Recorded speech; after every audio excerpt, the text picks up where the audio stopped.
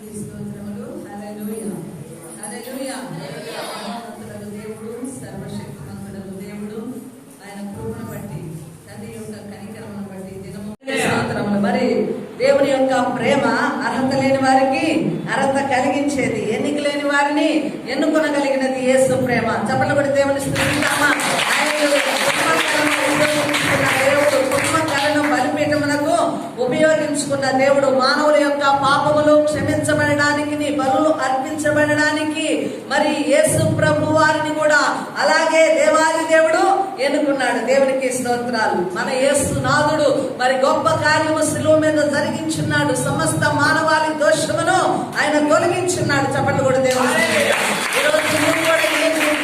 అనగా ప్రభు వారి దృష్టిలో గనులు కాదు గాని, అర్హత కలిగిన వారు కాదు గాని, ఎన్నిక లేని వారు, అయోగ్యులైనటువంటి వారినే ప్రభు వారు తన శక్తి సామర్థ్యంతో, తన జ్ఞానంతో, తన పరిశుద్ధాత్మ బలముతో నింపి వాడుకున్నట్లుగా మరి ఈనాడు అనేక మందిని ప్రత్యేకపరుచుకుంటున్నాడు. దేవునికి స్తోత్రములు. హల్లెలూయా.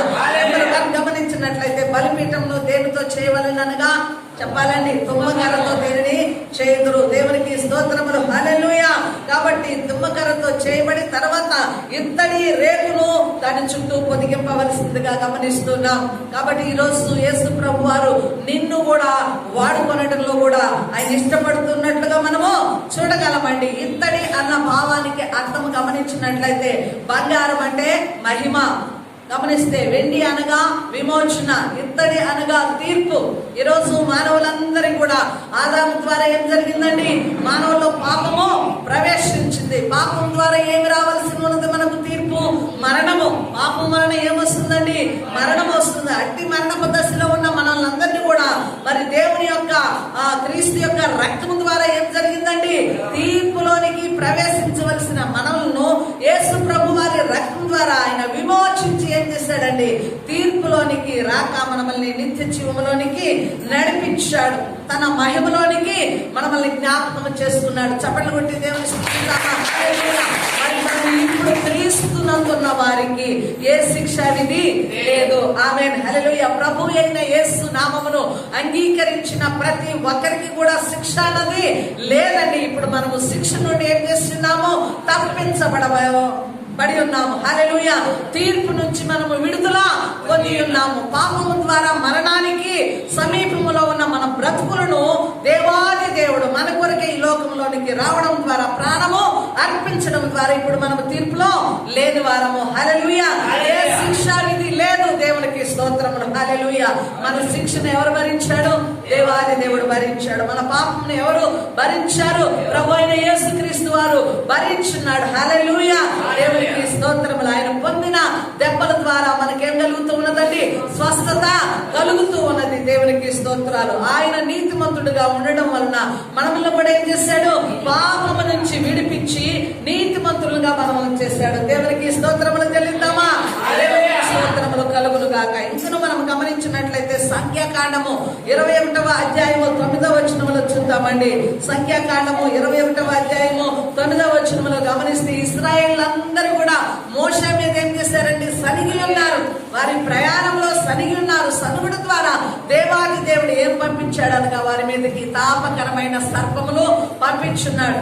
ఆ సర్పములు కాటివేయగా ఆ ఇశ్రాయేల్ ప్రజలు అనేక మంది మరణిస్తూ ఉన్నారు. అయితే ఎవరు ప్రార్థన చేశారండి? మోషే గారు ప్రార్థన చేశారు. అయ్యా, వీరు సనుగుడు ద్వారా, వీరు అధికమైన నీ మీద విరోధముగా మాట్లాడడం ద్వారా, వీరు పాపము చేయడం ద్వారా ఇప్పుడు ఈ సర్ప కాటుకు గురి అవుతున్నారు. మరణమునకు సమీపము, మరణము సంభవించుతున్నది. అనేక మంది చనిపోతూ ఉన్నారు. మరి దీనికి విరుగుడు ఏమిటి అని మోషే గారు ప్రార్థన చేసినప్పుడు అక్కడ ఇత్తడి సర్పమును చేయించి ఎత్తైన ప్రదేశంలో ఉంచి నిటారుగా నిదానించి ఆ యొక్క ఇత్తడి సర్పమును చూసిన వారు ఏం చేస్తున్నారు?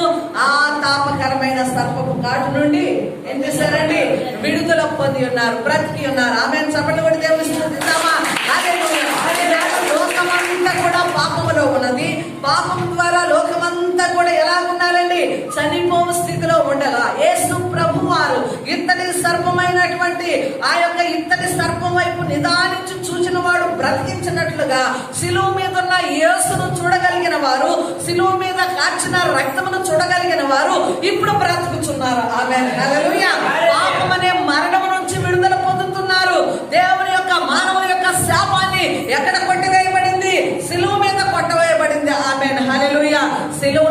ప్రాణము అర్పించడం ద్వారా ఈ రోజు మానవులకు కలిగిన పాపము నుండి వచ్చే మరణము నుంచి ఎలాగ విడుదల అండి?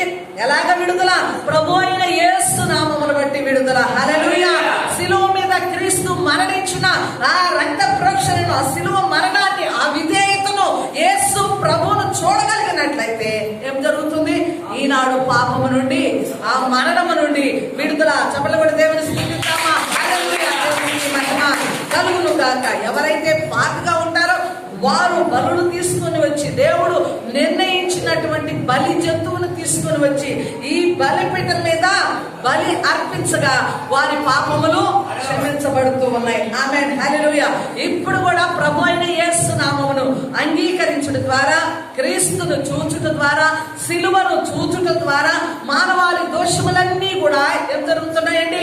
క్షమించబడుతూ ఉన్నాయి. ఆమేన్. హల్లెలూయా. దేవునికి మహిమ కలుగును గాక. అందుకే బాప్తిస్మిచ్చు యోహాను గారు యేసు ప్రభువును చూడగానే ఏమన్నాడు? ఇదిగో లోక పాపములను మోసుకొని పోవు దేవుని గొర్రె పిల్ల. ఆమేన్. హల్లెలూయా. చూడండి, గమనిద్దాం. లోకములో ఉన్న ప్రతి మనుష్యుని పాపాన్ని ఎవరు మోసుకొని వెళ్ళారు? యేసు ప్రభు వారు మోసుకొని వెళ్ళారు. ఆమేన్. మన పాపమంతా కూడా ఆయన భరించున్నాడు. ఆమేన్. దేవునికి మహిమ కలుగును గాక. కాబట్టి గమనించినట్లయితే మనము ఈనాడు ఎవరి ద్వారా మనకు విమోచన, ఎవరి ద్వారా విడుదల, ఎవరి ద్వారా మన పాపములు క్షమించబడతాయి, ఎవరి ద్వారా మనకు దోషములు క్షమించబడతాయి అనగా ప్రభు అయిన యేసు నామమును బట్టి బలి అర్పించిన, పాపముల నిమిత్తమై రక్తము కార్చిన ఆ పుణ్య రక్తమైన యేసు నామమును బట్టే మనకు పాప క్షమాపణ ఉన్నదని మనం గ్రహించుకోవాలా. దేవునికి స్తోత్రములు కలుగును గాక. ఇంకా మనం గమనించినట్లయితే యెషయా గ్రంథము 60వ అధ్యాయము 17వ వచనం చూద్దామండి. యెషయా గ్రంథము 60వ అధ్యాయం 17వ వచనములో, ఇత్తడికి ప్రతిగా బంగారమును తెచ్చుచున్నాను. ఆమేన్. హల్లెలూయా. దేవునికి స్తోత్రములు కలుగును గాక. ఈ డిసెంబర్ మాసంలో మనం ఎలాగుంటున్నాం? ఇంకా రేపు రాబో మాసంలో ఎలాగండి? అంత స్తుతి. హల్లెలూయా. అంత ఆనందమే, అంత సంబరమే. క్రీస్తు పుట్టుక ఈ లోకములోనికి యేసు ప్రభు వారు ఏమి తీసుకుని వచ్చాడండి? ఏమి తీసుకుని వచ్చాడనగా రక్షణ తీసుకొని వచ్చాడు. ఇదిగో లోక రక్షకుడు. హల్లెలూయా. ఆయన లోకానికే రక్షకుడుగా ఈ లోకంలోనికి వచ్చాడు. భూమి మీద ఇత్తడి అనగా ఏంటి? తీర్పునకు గురి అయినటువంటి ఇదిగో ఇత్తడికి ప్రతిగా నేను ఏమిస్తానంటున్నాడు? బంగారమును తెచ్చాడు. హల్లెలూయా. దేవునికి స్తోత్రములు. ఒకప్పుడు లోకమంతా కూడా ఎలా ఉన్నదండి? పాపము చేత తీర్పునకు గురి అయిన ఈ లోకములోనికి యేసు ప్రభు వారి జన్మ ద్వారా, యేసు ప్రభు వారి పుట్టుక ద్వారా ఆయన ఇత్తడికి బదులుగా ఏం తెచ్చున్నాడు? బంగారమును తెచ్చున్నాడు. అనగా బంగారం అనగా మహిమ తేబడింది. చప్పట్లు కూడా దేవుని యేసు ప్రభు వారు ఈ లోకంలోనికి రావడం ద్వారా పాపముతో ఉన్నటువంటి ఈ భూమి అంతా కూడా మహిమతో నింపబడింది. చప్పట్లు కొడతామా? హల్లెలూయా. మహిమ కలిగిన వెలుగుతో నింపబడి ఉన్నది. చీకటితో ఉన్న లోకము వెలుగుతో నింపబడి ఉన్నది. హల్లెలూయా. పాపముతో ఉన్న, తీర్పులో ఉన్న లోకము మహిమతో నింపబడి ఉన్నది. చప్పట్లు కూడా హల్లెలూయా. ప్రభు ఈ లోకంలోనికి ఏం తెచ్చున్నాడు? ఆయన పుట్టుక ద్వారా లోకానికి రక్షణ తెచ్చున్నాడు. తీర్పునకు గురి అయిన నీ బ్రతుకును, నా బ్రతుకును, లోకములో ఉన్న తీర్పునకు గురి అయిన ప్రతి మనుష్యుని బ్రతుకును యేసు ప్రభు వారు మహిమతో నింపి ఉన్నాడు. చప్పట్లు కూడా హల్లెలూయా. దేవునికి మహిమ కలుగును గాక. దేవునికి మహిమ కలుగును గాక. హల్లెలూయా. దేవునికి స్తోత్రాలు. ఇంకా నీవు పాపంలోనే ఉన్నావా? ఇంకా నీవు క్షమించబడలేదా? అయితే ప్రభువునందుకు రా. ఆమేన్. హల్లెలూయా. ఆయన ఎంతటి ఘోర పాపినైనా నేను క్షమిస్తానంటున్నాడు. దేవునికి స్తోత్రాలు. మనుషుడు ఒక వ్యక్తిని ప్రేమించాలంటే అనంత చూస్తాడు, ఘనత చూస్తాడు, రూపాన్ని చూస్తాడు, అతడు మంచివాడా కాదని చూసి ప్రేమిస్తాడు. అయితే యేసయ్య ప్రేమ ఎలాంటిదో తెలుసా? పాపిని ప్రేమించేది యేసయ్య హృదయం. చప్పట్లు కొట్టి హల్లెలూయా. ఆయన లోకంలో తీసుకొచ్చాడో తెలుసా? ఇదిగో లోక నశించిపోవు దానిని వెతికి రక్షించడానికి నేను ఈ లోకంలోనికి వచ్చున్నాను. ఆమేన్. హల్లెలూయా. యేసు ప్రభు వారు నశించిన ఈ లోకాన్ని రక్షించడానికి వచ్చాడు. చప్పట్లు కొట్టి హల్లెలూయా. హల్లెలూయా. ఆయన నశించిన నిన్ను, నన్ను, లోకమును రక్షించడానికి అర్పించడానికి లోకంలోనికి యేసు ప్రభు వారు వచ్చున్నాడు. దేవునికి మహిమ కలుగును గాక. హల్లెలూయా. కాబట్టి దేవుని స్తుతిద్దామా. రెండవదిగా గమనించినట్లయితే చూద్దాము, బలిపీఠము పరిశుద్ధమైనది. దేవునికి స్తోత్రాలు. మూడవదిగా బలిపీఠము పరిశుద్ధమైనది. మొదటి గమనించినట్లయితే బలిపీఠము బలులు అర్పించడానికి, పాప క్షమాపణ పొందుకోవడానికి బలిపీఠం ఆధారమై ఉన్నది. మరి లేవీయులు ఆ స్థలంలో నిలిచి సేవ చేయడానికి బలిపీఠము ఆధారముగా ఉన్నది. రెండవది గమనించినట్లయితే బలిపీఠము తుమ్మ కర్రతో చేయబడినది. ఎన్నిక లేని కర్రతో చేయబడి ఉన్నది. తుమ్మ కర్రతో చేయబడి దానిని ఇత్తడి రేగుతో పొదగబడి ఉన్నది. దేవునికి మహిమ కలుగును గాక. హల్లెలూయా. ఈనాడు కూడా నిన్ను నన్ను ప్రభువారు తన రక్త ప్రోక్షణ ద్వారా, తన యొక్క రక్తం ద్వారా, ఆయన శిలువ మరణం ద్వారా, ఆయన పునరుద్ధానం ద్వారా ఈనాడు అనేకులు ఏం చేస్తున్నాడు? ఎన్నుకుంటున్నాడు. హల్లెలూయా. అర్హత లేని ప్రజల్ని ఎన్నుకుంటున్నాడు. మూడవదిగా మనం గమనించినట్లయితే బలిపీఠము పరిశుద్ధమైనది. ఆమె దేవునికి స్తోత్రములు. చూద్దామండి, నిర్గమకాండము 29వ అధ్యాయము, నిర్గమకాండము 29వ అధ్యాయం 37వ వచనం చూద్దాం. 29వ అధ్యాయము 37వ వచనం.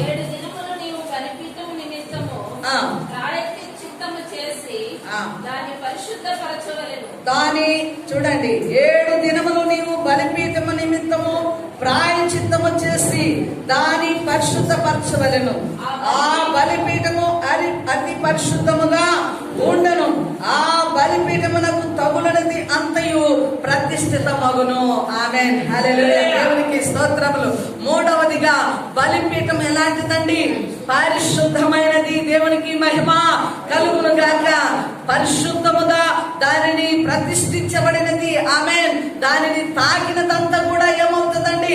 పరిశుద్ధ పరచబడుతుంటుంది. అంతేకాకుండా దాన్ని తాకినంతా కూడా ప్రతిష్ఠితమగును.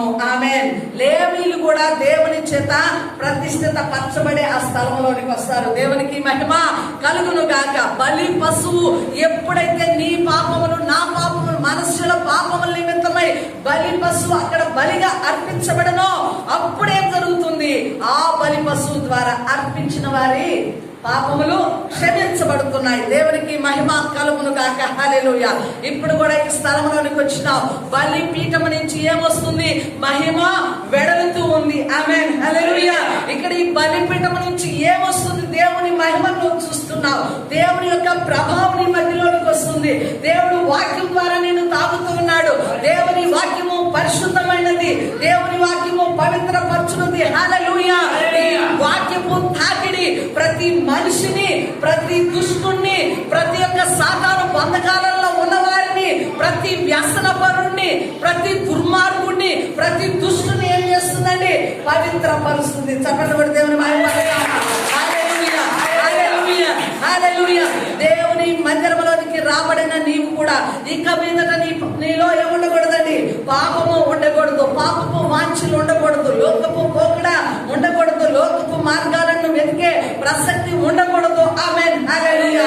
దేవుని స్థలము అనగానే ఏమున్నది? ఇక్కడ పరిశుద్ధత ఉన్నది, పవిత్రత ఉన్నది. హల్లెలూయా. లోనికి వచ్చిన వాడు పవిత్రపరచబడి తన మార్గాన్ని సరిచేసుకొని తన యొక్క జీవితాన్ని మార్చుకొని వెళ్ళవలసిన వాడే గాని ఈ స్థలములో దేవుని యొక్క స్థలాన్ని పాడు చేయవారుగా ఉండకూడదు. దేవునికి స్తోత్రములు కలుగును గాక. హల్లెలూయా. మరి బలిపీఠము పరిశుద్ధమైనది, అది ప్రతిష్ఠితమైనది, అది పరిశుద్ధం. దాన్ని తాకబడిందంతా కూడా ఏం జరుగుతుందంట? పరిశుద్ధముగా మార్చబడను. దేవునికి స్తుతులు చెల్లిద్దామా? హల్లెలూయా. గమనించినట్లయితే యెషయా గ్రంథము 6వ అధ్యాయము 7వ వచనంలో మరి యెషయాను మరి దేవుడు దర్శించినప్పుడు ఏమంటున్నాడు యెషయా గారు? అయ్యా, నేను అపవిత్రమైన జనముల మధ్య ఉన్నాను. నా యొక్క నోరు అపవిత్రమైనది, నా నాలుక అపవిత్రమైనది, నేను అపవిత్రుడును అనగానే మరి దేవుని యొక్క మహిమ ఏం జరిగిందో తెలుసా? బలిపీఠం మీద మనుచున్నటువంటి ఆ కొరివిని తీసుకొని వచ్చి ఏం చేశాడు? ఆ అగ్నితో ఏం జరిగింది? నాలుకకు ముట్టబడగానే ఇదిగో నీ దోషములు క్షమించబడ్డాయి. ఒకసారి చదువుదామా? యెషయా గ్రంథము 6వ అధ్యాయము 7వ వచనం. ఇది నీ పెదవులకు తగిలను గనుక నీ పాపములకు ప్రాయశ్చిత్తమాయెను. నీ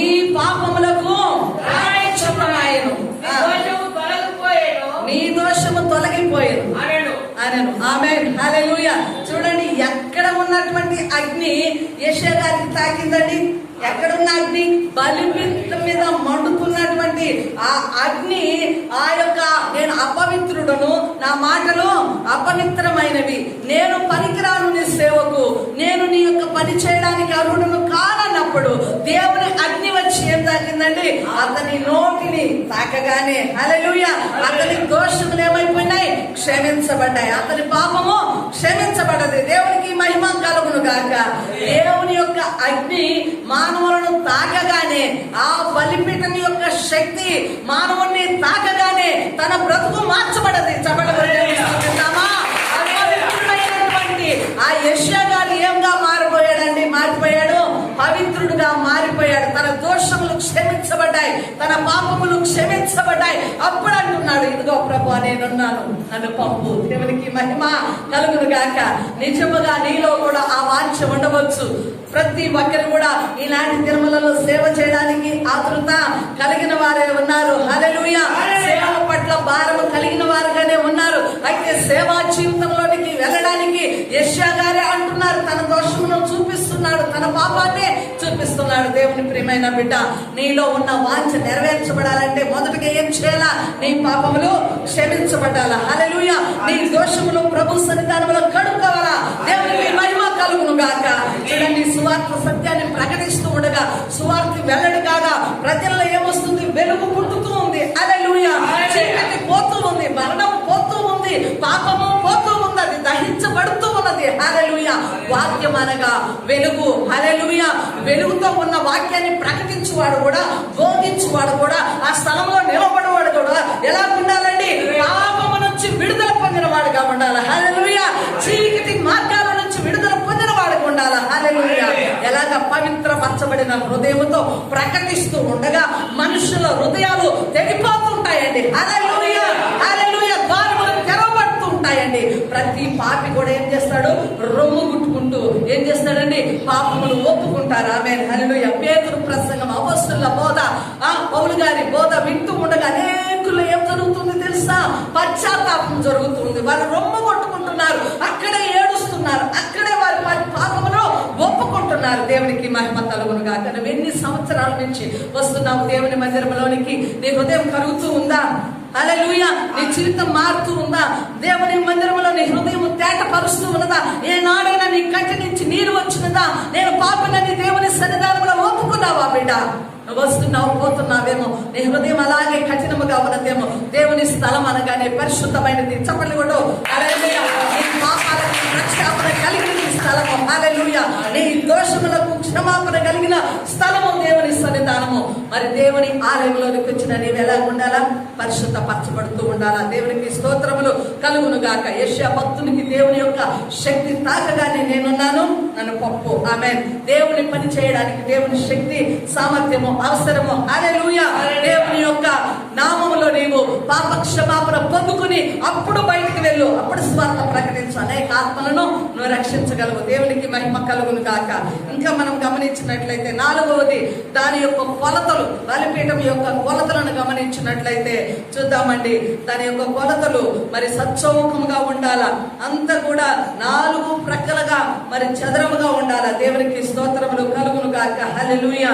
చూసినట్లయితే దాని కొలతలు గమనిస్తే 5 మూరల పొడవు, 5 మూరల వెడల్పు. 5 అన్నది ఏమిటనగా దేవుని యొక్క కృప. దేవునికి స్తోత్రములు. హల్లెలూయా. దేవుని కృప మీద ఆధారపడది బలిపీఠము. హల్లెలూయా. బలిపీఠం దగ్గర ఏమన్నదో తెలుసా? దేవుని కృప. హల్లెలూయా. మానవుని పాపము క్షమించబడడానికి దేవుని కృప ఆధారమైనది. హల్లెలూయా. ఈనాడు దేవుని కృప ప్రతి మానవునికి ఏమండి కావాలా? దేవుని కృప ప్రతి మానవునికి అవసరము. దేవునికి స్తోత్రములు. హల్లెలూయా. మన పాపములకు క్షమాపణ పొందాలంటే దేవుని కృప ఆధారమై ఉన్నది. ఆమేన్. ప్రతి ఒక్కరం కూడా దేవుని దగ్గర ఏమి మనము పొందుకోవాలా? దేవుని యొక్క కృపను పొందుకోవాలా. అయ్యా నీ కృపతో నన్ను ఆదరించు, నీ కృపతో నన్ను కనికరించు నాయనా. నా భక్తి, నా ప్రార్థన, నా యాచనలు కాదు, నా గొప్పతనము కాదు, నాలో నీ పరిశుద్ధత కాదయ్యా. నేను పాపిని. నీ కృప మీదనే నాకు ఆధారమై ఉన్నది. నీ కృప ఉంటే చాలు అని భక్తుడైన పౌలు గారు దేవుని స్తుతించారు. ఆమేన్, హల్లెలూయా. బలహీనతలో నా కృప నీకు చాలును. చప్పట్లు కొట్టి దేవుని స్తుతించావా? ఇప్పుడు నీవు బలహీనుడువా? ఇప్పుడు నీవు పాపంలో ఉన్నావా? ఇప్పుడు నువ్వు చింతల్లో ఉన్నావా? ఇప్పుడు నీవు మరణదశలో ఉన్నావా? అయితే ఏది ఆధారమై ఉన్నది ప్రియమైన బిడ్డ? ఏం ఆధారమై ఉన్నది? దేవుని యొక్క కృప ఆధారమై ఉన్నది. హల్లెలూయా. దేవుని కృప నీ జీవితంలో ఎక్కడైతే ఏది కూడా నీ ఎదుట నిలవలేనదో ఆమేన్, నీ బ్రతుకు మార్చబడుతుంది, నీ జీవితం మార్చబడుతుంది.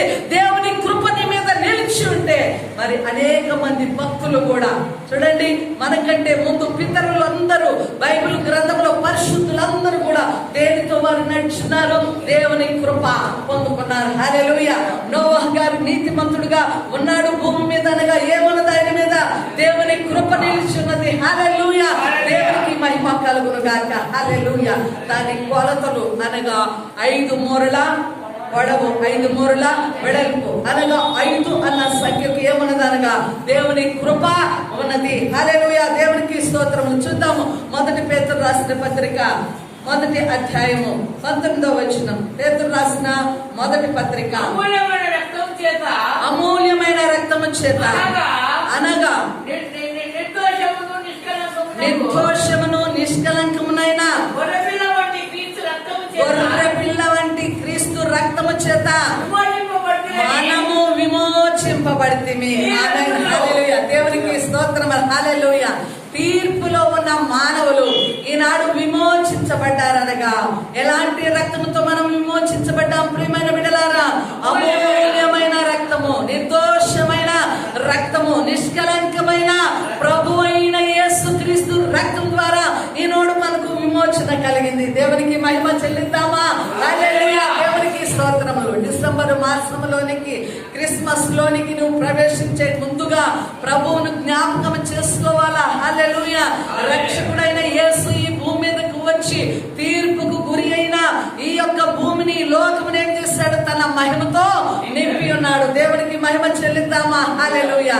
ఈ రోజు నీవు సంపూర్ణ విమోచన దేని ద్వారా పొందుకుంటున్నావనగా అమూల్యమైన రక్తము, నిర్దోషమైన రక్తము, నిష్కలంకమైన ఆ ప్రభు అయిన యేసు రక్తం ద్వారా, ఆ కృప ద్వారా నువ్వు విమోచించబడ్డావు. ఆమేన్, హల్లెలూయా. క్రీస్తు నీ కొరకై ప్రాణం అర్పించుటలో దేవుని కృప ఉన్నది. తప్పని కూడా దేవుని స్తుతించు. ఈ రోజు నీవు దేవుని స్థలంలో ఉన్నావంటే దేవుని కృప. హల్లెలూయా. ఈ రోజు రక్షింపబడ్డావంటే దేవుని కృప. ఈ రోజు బ్రతికి ఉన్నావంటే దేవుని కృప. ఈ రోజు దీవించబడి ఉన్నావంటే దేవుని కృప. దేవుని కృప లేనిదే నీవేది పొందుకోలేవు. ఆమేన్, హల్లెలూయా. ఈవెన్ ఒక్క దినము నువ్వు బ్రతుకుండాలన్న దేవుని కృప ఆధారమై ఉండాలా? చప్పట్లు కూడా దేవుని స్తుతిద్దామా? హల్లెలూయా. ఇంకా మనం గమనించినట్లయితే తిమోతికి రాసిన పత్రిక, 2వ తిమోతి రాసిన పత్రిక 1వ అధ్యాయము 9వ వచనం ఒక మారి చదవండి. 2వ తిమోతి 1వ అధ్యాయము 9వ వచనం.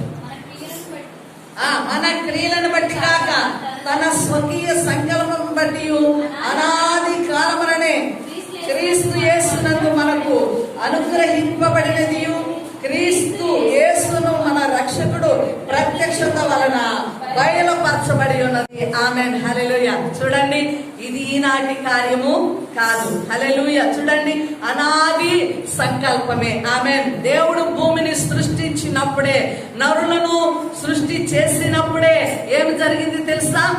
ఏం జరిగిందండి? అనాది సంకల్పము చొప్పునే క్రీస్తునందు దేవుడు మనకేమిచ్చాడు? రక్షణను బయలుపరచబడి ఉన్నది. ఆమేన్, హల్లెలూయా. చూడు, నీవు నేను మొదట సృష్టిలో మానవులను సృష్టి చేయకమునిపే అనాదిలోనే దేవుని సంకల్పం ఏమిటి? నిన్ను నన్ను లోకాన్ని విమోచించాలని. ఆ విమోచన ఎవరి ద్వారా అని చెప్తున్నాడు? ఎవరి ద్వారా?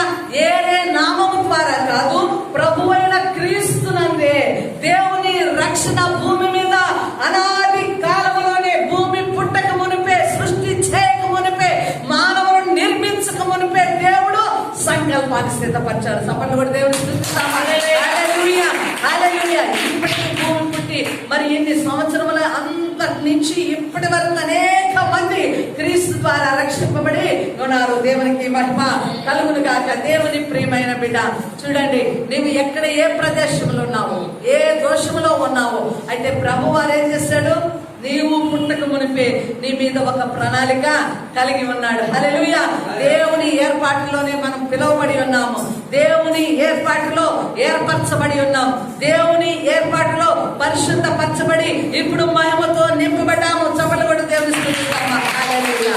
దేవునికి మహిమ కలుగును గాక. దేవుని కృప వలన ఈ రోజు మనము పాప క్షమాపణ పొంది ఉన్నాము. దేవుని కృప వలన అనాది కాల సంకల్పము చొప్పుననే నిన్ను నన్ను క్రీస్తునందు, ఎవరినందు? క్రీస్తునందు మాత్రమే ఈ విమోచన జరుగుతుంది. దేవునికి స్తుతులు చెల్లిద్దామా? హల్లెలూయా. దేవునికి మహిమ కలుగును గాక. ఇంకా మనం గమనించినట్లయితే చూద్దామండి, బలిపీఠము చచ్చౌకంగా అనగా నలు చదరంగా ఉంటుంది అనగా 4 దిక్కులకు దేవుడు రక్షణ ఇచ్చాడు. ఆమేన్. బెత్లెహేము గమనించినట్లయితే భూభాగములో మధ్య భాగము. ఆమేన్. హల్లెలూయా. బెత్లెహేము చిన్న ఊరు, ఒక గ్రామము, కానీ అర్హత లేని ఆ గ్రామంలో యేసయ్య వారు పుట్టారు అనగా ఎటు చూసుకున్నా కానీ బెత్లెహేము అన్నది ప్రపంచంలో సెంటర్ పాయింట్. ఆమేన్. హల్లెలూయా. అంటే యేసు ప్రభు వారు ఆ స్థానంలో జన్మించడానికి కారణం ఏమిటంటే నలుదిక్కుల ప్రపంచము యావత్తు క్రీస్తు నామమును బట్టి రక్షింపబడాలా. చప్పట్లు కొట్టి హల్లెలూయా. దేవునికి మహిమ కలుగును గాక. కాబట్టి దేవునికి స్తోత్రములు. ఎన్నోదండి, 4వది దాని కొలతలను మనం చూసినట్లయితే దేవుని కృప ఉన్నది. దేవుని కృప ప్రతి మనిషికి ఆధారం అండి. దేవునికి స్తోత్రాలు. కావలను ప్రతి మనిషి దేవుని కృపను పొందుకోవాలా. చప్పట్లు కొట్టి దేవుని ఇంకా గమనించినట్లయితే 5వదిగా దాని కొమ్ములు చూద్దామండి. బలిపీఠములకు ఏముంటాయి? 4 కొమ్ములు ఉంటాయి. 4 కొమ్ములకు కూడా బలి పశువును తగిలిస్తారు. ఆమేన్. హల్లెలూయా. ఆ మనిషి తెచ్చినటువంటి బలి అర్పించే బలి పశువును ఆ 4 కొమ్ములకు తగిలిస్తారు. ఆమేన్. హల్లెలూయా. కొమ్ములు దేనికి సూచన అనగా ఆయన అంటున్నాడు కదా, నేను రక్షణ శృంగము. హల్లెలూయా. శృంగము అనగా కొమ్ములు. ప్రభువారు మనమును రక్షించేవాడై ఉన్నాడు. దేవునికి స్తోత్రాలు. హల్లెలూయా. ప్రతి పాపికి ఆయన రక్షకుడై ఉన్నాడు. దేవునికి మహిమ కలుగును గాక. దేవునికి స్తుతులు చెల్లిద్దామా. హల్లెలూయా. ఇంకా మనం గమనించినట్లయితే దాని పాత్రలు గమనిద్దాము. 6వది దాని పాత్రలు ఏముంటాయనగా బలి పశువును ఎక్కడ బలిపీఠం మీద దహిస్తారు. జల్లెడలాగుంటుంది. దాని మీద బలి పశువును తొట్టలుగా చేసి దాన్ని దహించినప్పుడు ఏం జరుగుతుందండి?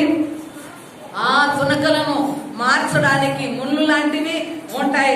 ఆ యొక్క బూడిదను బలి పశువు దహించబడిన తర్వాత వచ్చే బూడిదను ఎత్తివేయడానికి కుండలు, అలాగే గరిటలు, అగ్ని పాత్రలు, ఈ పాత్రలన్నీ కూడా బలిపీఠమునంత ఉన్న సేవా పరికరములు. ఆమె దేవునికి మహిమ కలుగును గాక. హల్లెలూయా.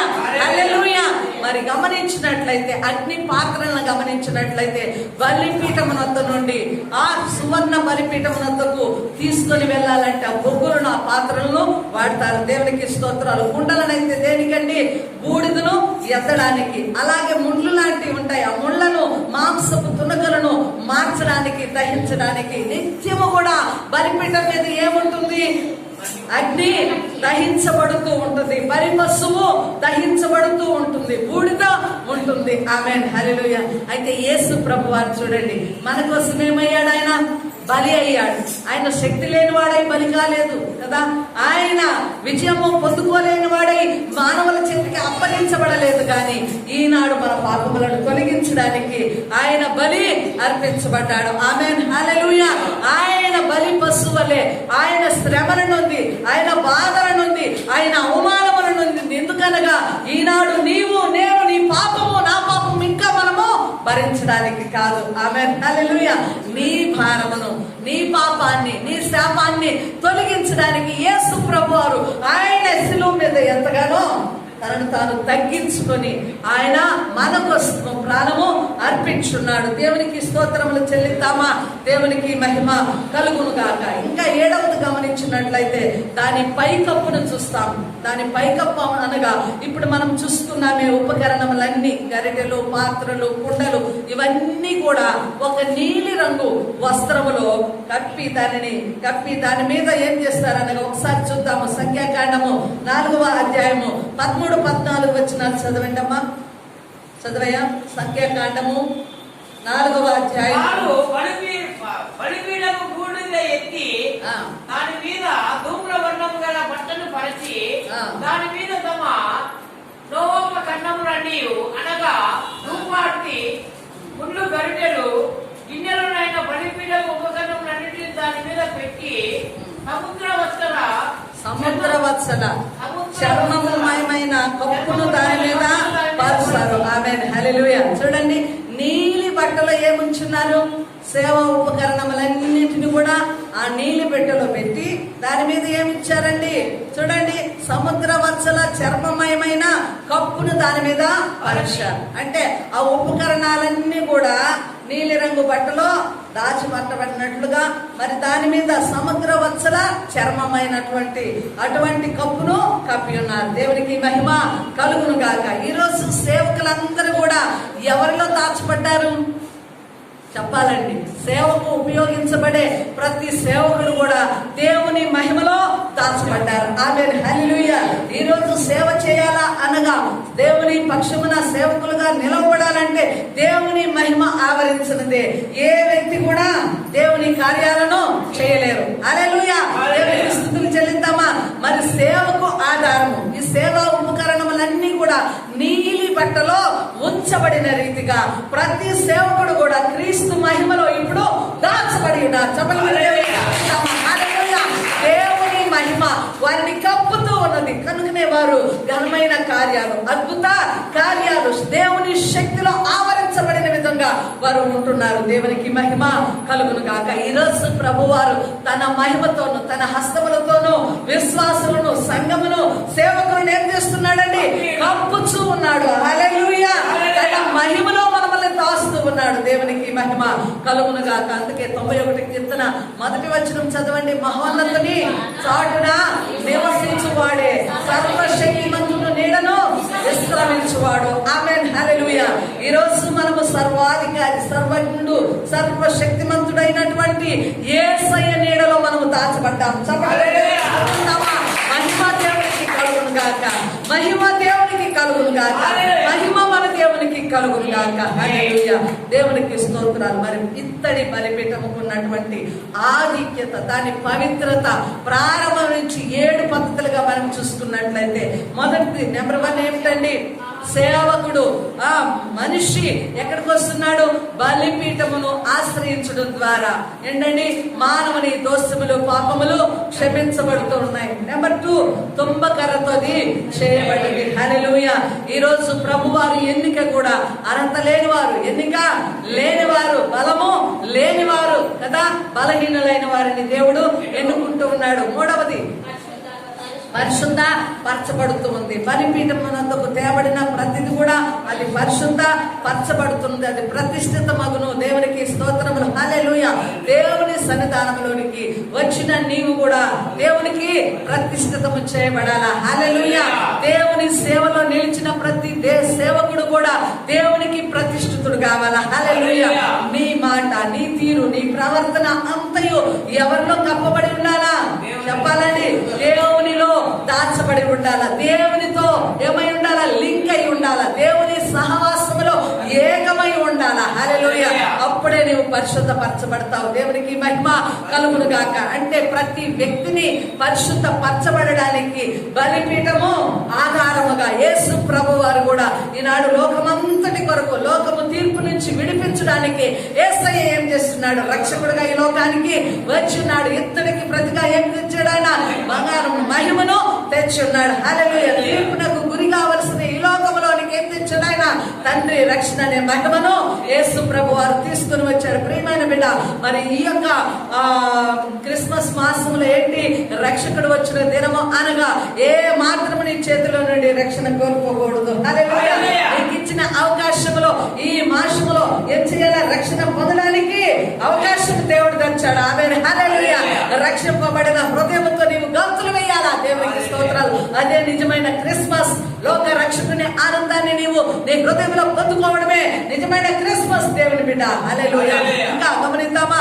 4వది దాని కొలతలు గమనించినట్లయితే దేవుని కృప దాగి ఉన్నది. హల్లెలూయా, దేవునికి స్తోత్రములు.